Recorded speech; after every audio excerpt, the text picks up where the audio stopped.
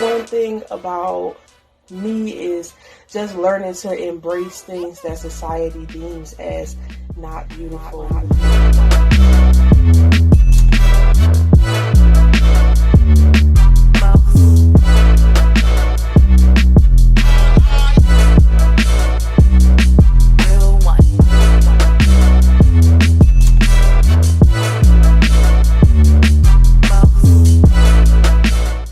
What's up, fabulous people? It's your girl Chrissy, and I'm back with another video.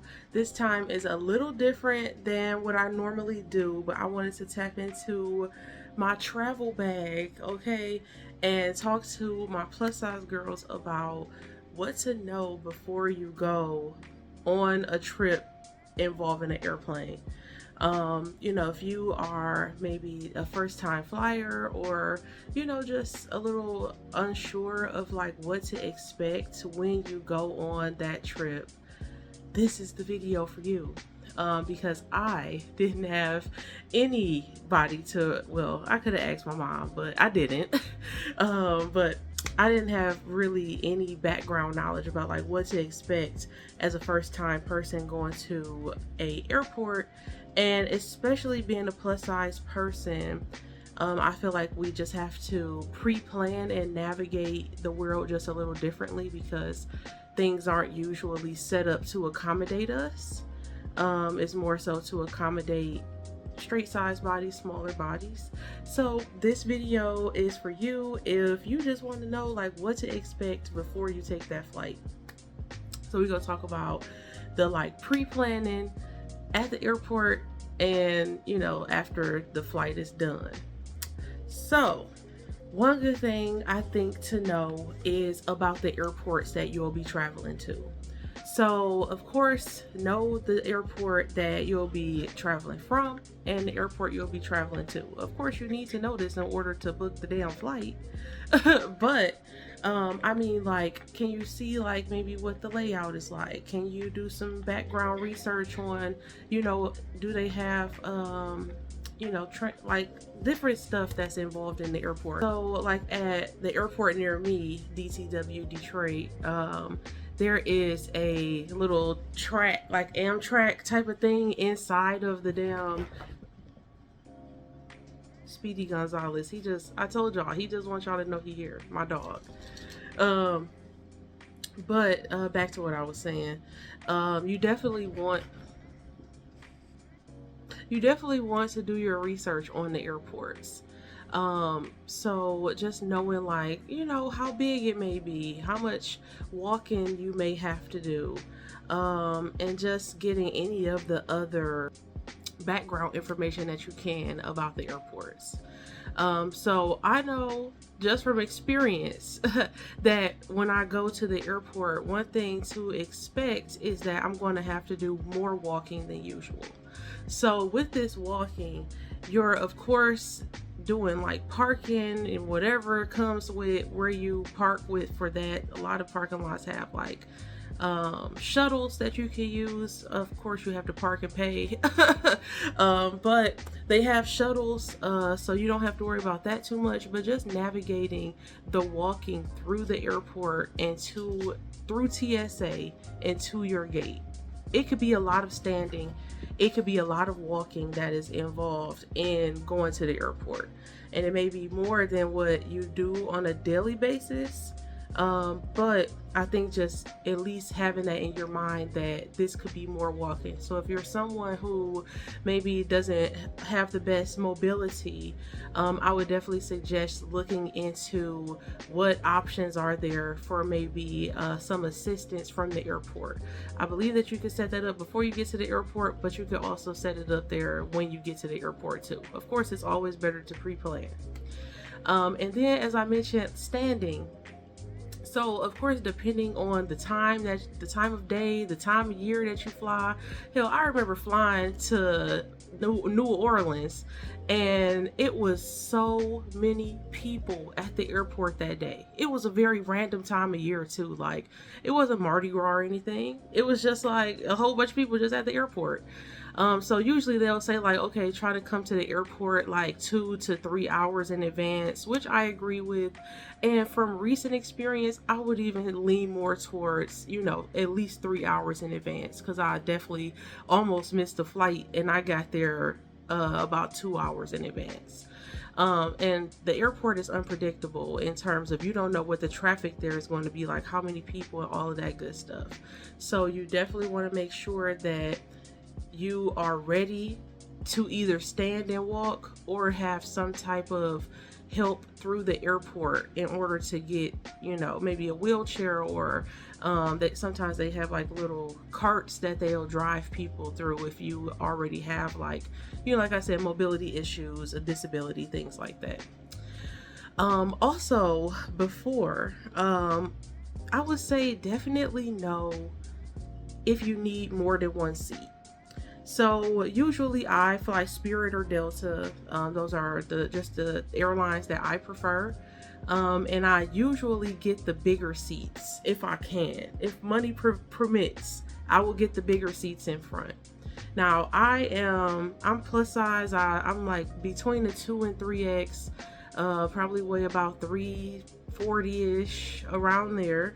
And usually, like, when I sit in the seats, it feels like I'm at the max. Like, if I was bigger than I am, I would feel like to be comfortable and not be too much in the person's space next to me. I would feel like, you know, if I was too much more bigger than where I am right now, then I would probably need either like the real big seats in the front, which is almost like first class, or you would need to buy another seat. And I think just knowing that can cut down on a lot. Also, I would suggest, if you can, to try to sit near the front, because the aisles are so damn tight. Like, you be like, you know, it's so tight in the aircraft, that it's like, how do they even be pushing them damn beverage carts up the damn aisle? I have no idea, but it'd be tight. So of course, if you like don't want to scooch past a lot of people, definitely try to sit near the front. And one thing that I recently learned is that, so I'm skipping a little bit. So let me go to what I was going to say, and then I'll come back to that, what I just learned. So, of course, also before, definitely have some good attire planned out, some airport clothes, as I call them. So some comfortable shoes, of course, comfortable outfit, and, you know, maybe a hoodie if you are prone to get cold, things like that. So just kind of planning your outfit to be relaxed and ready to move, because it's like I said, it's a lot of walking involved when you go to the airport.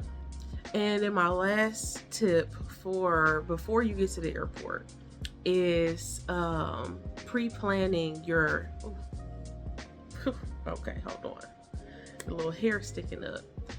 Pre-planning transportation. So like, how are you going to get to and from the airport there and at the one that you're flying to? So that's definitely some good stuff to do before you go. And also get you a little neck pillow. Those are nice. So I mentioned earlier that the aisles are really tight. Also, the bathroom on the plane is really tight. So definitely do all that you need to do at the airport before you get on the plane, because those bathrooms are small as shit. And I would also suggest, you know, maybe like not eating or drinking too much before the flight, just so you won't have to get up too much to go to that small bathroom, because it's small.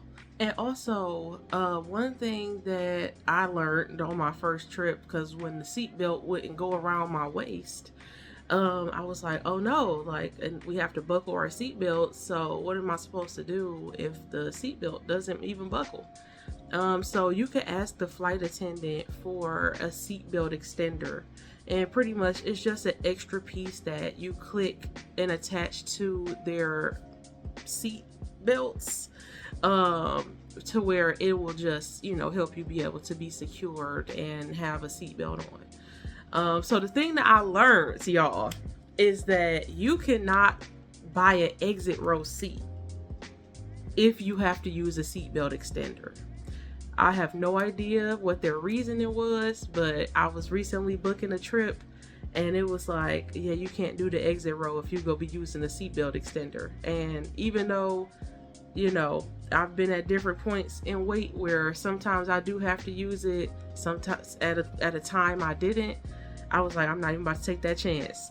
Okay, so just know that, especially when you're, you know, going through buying seats and things like that. And also take you something to occupy your time. A book you might be ready to read, some music, make sure your phone charged, all that good stuff. And then of course when you land, also still expect a little bit of walking, because you have to walk from the airplane to the baggage claim area, which is usually at least a 7-minute walk through a big airport, at least 7 minutes. That's just depending on where it's situated in the airport. Just be ready to do a little more walking when you land. And also, you know, try, like I said earlier, kind of pre-planning. Already know how you plan to get from the airport to maybe your hotel or wherever you are planning to go. You can of course pre-plan, like, you know, if you're gonna be renting a car, if the hotel got a shuttle, if you know, if your family is coming to get you, just pre-plan that, okay? So then you won't even be having to worry too much. Now, usually I'll just go to the ride share area and just get a Uber or a Lyft to the hotel. But of course, just know before you go. And I think that's really the bottom line of this whole video, is just to know before you go, like expectations, you know, what can you pre-plan? Also, I didn't say this, but just know like what you can and can't take through TSA, what you can and can't put in your bag. That could all be found online, because they will throw your stuff out. Okay, that's what you got to know.